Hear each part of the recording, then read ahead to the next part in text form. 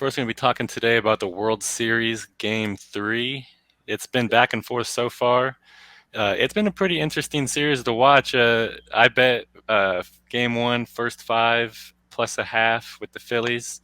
They went down 5-0 in like the first two innings, and I was like, well, this is going to suck. And the Phillies came back and covered the plus a half, and I ended up hitting that bet, so I was pretty excited about that. So Phillies won Game 1, Astros won Game 2. They're heading back to Philadelphia tied 1-1. Looks like Lance McCullers is on the mound for the Astros, and Noah Syndergaard is on the mound for the Phillies. Houston money line is minus 135. Phillies money line is plus 115. Over under is at 8 runs. Teats, what do you got for this game? You know, I don't like them, but I'm gonna have to be riding Houston on this one. You know, I think that overall they just have a way better team. I think that even if they are cheating, I know there's some reports that there might have been some stuff from last game. I think that they'll end up taking this one. I didn't see that. What did they do to be accused of cheating again?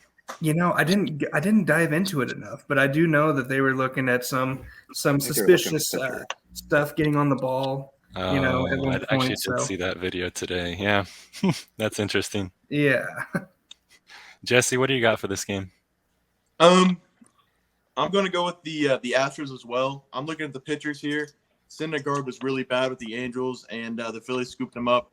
They're using him kind of like a 2 or 3 inning kind of guy to start games. The Astros offense is really good. They've shown it the last 2 games, jumping out to quick 5-0 leads. I think they get to Syndergaard early, and then they keep piling it on, and they steal one at the Phillies tonight or tomorrow night. I do not like that at all. Just based because my pick is I'm rolling with it again. Phillies plus a half, first 5 innings. In my opinion, Philly's going to come out rocking. You know, their crowd last time in the semifinals round was absolutely crazy. So I expect them to come out again. Syndergaard, I don't know if he's a shell of himself. I know that whenever he was with the Mets, he was really good. I haven't really watched him that much with the Phillies, but he's getting a Game 3 start, so I assume that he is at least a little bit of the god that he used to be. Yeah, Jesse? he's not pitching bad. It's just some of his locations are just horrible. Like his velocity's there, his breaks there, but his control is not there. So we'll see. He only needs 2 or 3 innings to get to the bullpen, so it's very doable for Phillies first 5. I mean, you would think that since he still has his long hair, he'd be good, and since DeGrom cut his long hair, he'd be bad. But that's not really the case.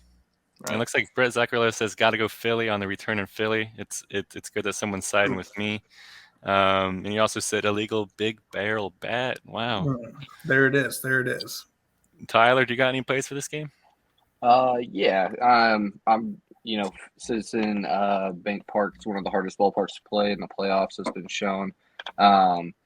But you got to go with Houston. Philly just pretty much relies strictly on home runs, get a player or 2 on base, and then they just, they're kind of like the Yankees, just want to hit a long ball.